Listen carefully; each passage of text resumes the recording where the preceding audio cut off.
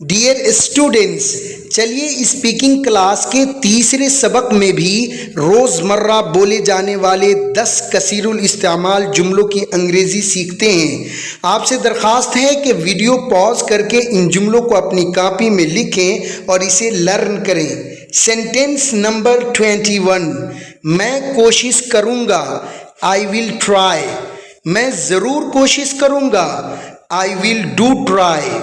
क्या तुमने कोशिश की? Did you try?